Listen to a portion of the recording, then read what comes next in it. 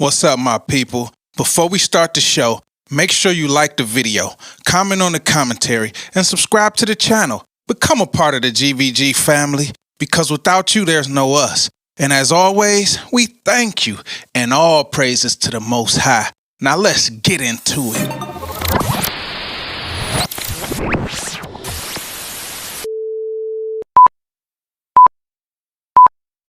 What up, everybody? It's your boy Hally back again. Gvg Podcast, Detroit representative to the day that I die. East side in the building. You know how we do, man. What up to all my peoples, man? I love all of y'all, man.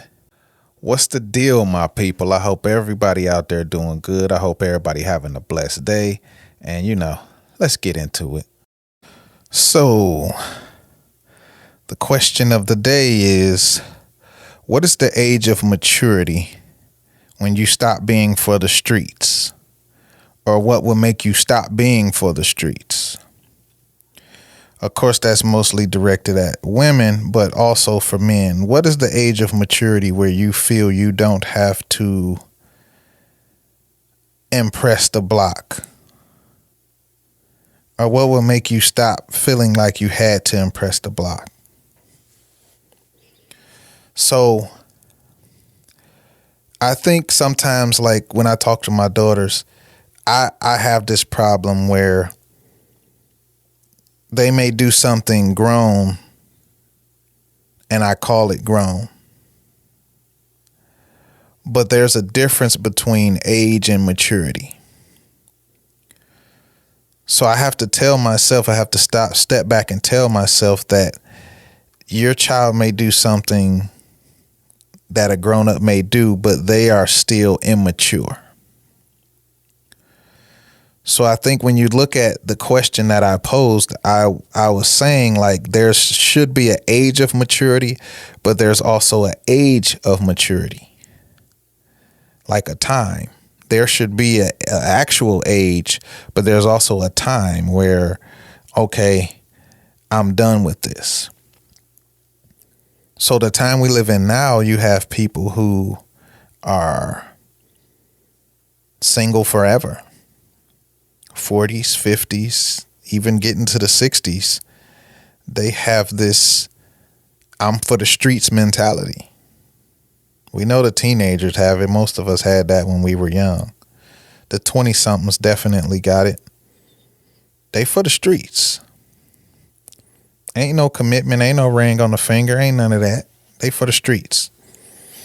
So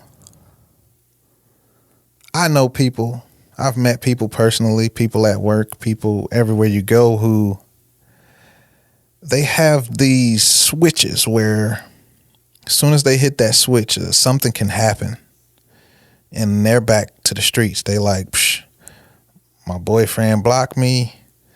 He done messed up. I'm back to the streets. I'm back for the streets. And I'm like, whoa. Like, so just because your boyfriend blocked you, you about to go be for the streets? And they're proud of it too. So that's just one of those things where that's why I'm asking this question. Is there a time where you feel, you know what, I've used it. I've used it enough. I've done enough. I think it's time for me to settle down. Now, see, I don't want you to get it twisted as thinking I'm saying this is everyone. I'm talking about the people who are for the streets, because the ones who grew up saying, I want a husband and I want a wife and I want a good life and I want to be faithful, because some of y'all men is for the streets too. A lot of y'all actually. We ain't about to just keep this to the women, but what point do you get to in your life where you say, I'm done, I'm settling down? Because I know men who live off women, got 6 kids by 6 different women. They live off of them. They don't want to get a job. They don't want to do nothing. They feel like this is their world, but they ain't got $1 in their pocket, nothing but lint in their pocket. Can't even buy their own hamburger. But the girl then bought him some shoes, a PlayStation, let him drive her car. But the minute they fight, he go out and cheat. Or if he just at the club or just see a girl that he like, he for the streets. I think we've moved into a time of the ultimate selfishness. People are more selfish and narcissistic than ever. I think that people are just like, if it ain't about me, I don't care. If it's not about me, I don't care. I should be able to do whatever I want and you got to take it. But you can't do whatever you want. So we've moved into a time where maturity is not the biggest thing on everyone's list, because maturity takes self-reflection. Maturity takes you being alone with yourself and all that outside noise being gone long enough for you to hear your own voice or hear the Most High's voice to tell you, you know you're wrong. You know you've been doing wrong. So if you look on social media, we already know you can't scroll past, you scroll up, you go to the search button, you go to the reels, you go to the stories, whatever you go to, you know what you're going to see. You're going to see some girl twerking. You're going to see some girl wearing a whole, cat outfit or something where basically the only thing covering is, it's just crazy. And then you got men, on there just, I'm going to call it what it is, slutting it up. You got men on there with the same stripper mentality as the women. They on there flexing, trying to get women, as many as they can. When do you get to a point where you stop being for the streets? Is this just in your DNA? It's just part of your makeup? Is this how you were taught? Is this something that you feel you need to do for your ego, for relevance, for assurance? What is it? I'm not saying people don't make mistakes. Don't get me wrong. We are human beings. I'm not saying that people haven't cheated in the name of a mistake or I was drunk one day or something, which some people will say that's not an excuse. But I'm talking about you habitual cheaters and you people that are for the streets and you're proud of it. I would like to know what kind of event would have to happen for you to stop being for the streets. Don't say a rich man, because if a rich man is your goal and you get a rich man, if a richer man comes along, you'll leave the rich man for the one with more money. So really, you're just a stripper. You got a stripper mentality where whoever got the most money, that's where I'm going. And this is no disrespect to anybody that does that. I'm just saying, when you at the club, are you going to go by the person with $2 or the person with $400? It's just math. Hypergamy. So don't come for me acting like you don't know what I'm talking about. So for my guys, at what age do you feel like I ain't got to be a thug no more? Or I ain't got to portray myself as a thug no more? What age do you get to where you say, I don't got to be this crazy bishop off juice guy all the time, every day, all day, even though I'm 48 years old? I'm out here selling packs with grandkids. I'm out here with 2 Glocks on me with grandkids. My hair gray, my back hurt, my knees messed up. But I'm out here on the block talking about, man, anybody come over here trying to sell something. I'm not clowning nobody. You get it how you live. I'm just asking, like, at what age do we get to a point where we say, man, I ain't worried about what the people say. I ain't worried about what the hood say no more. I ain't worried about if they call me a gangster, if they say I'm this, if they say I'm that. Believe me, I've struggled with this.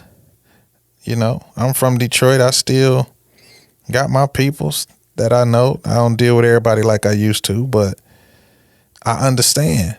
I'm just asking, like, will there ever come a time where you feel like you could be like, I'm not worried if T-Ray and Earl and Craig and all them think I'm a gangster or not.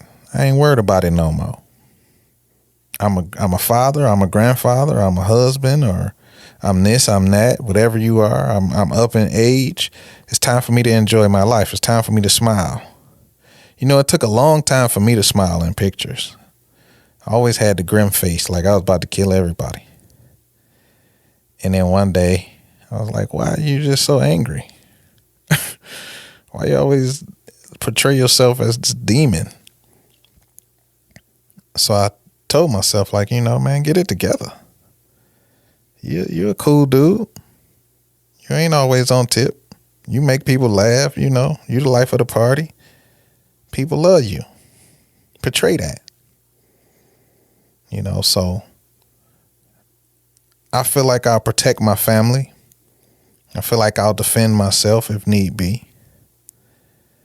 But I don't really feel like I'm in a place where I got to be a gangster for people that I have, like I'm living my life, I'm moving on. And you still got people who have this bondage over them feeling like they got to be a certain type of person because of what the streets gonna say or what the hood gonna say. You can really see that in battle rap. I still watch battle rap every now and then, even though I'm not supposed to because I'm a follower of the Most High. I do watch it sometimes, and I can see how some of these guys are my age, maybe a little younger, maybe a little older, and they're still holding on to that side of them that they probably don't show when the cameras aren't on. And they probably don't show when they're around their families. So it's a crazy thing that we hold on to these things. We hold on to that gangster. We hold on to that hood. We hold on to that toughness that we feel like we have to have 24 hours a day, 7 days a week. Like Cat Williams say, you gangster at breakfast? So I want to close this with saying, I'm not talking about nobody. I'm not clowning nobody. I'm just asking a question. People gonna be for the streets. People gonna be in the hood forever. People gonna be tough forever. I'm just asking you individually, what event or what thing would cause you to say, you know what? I ain't for the streets no more.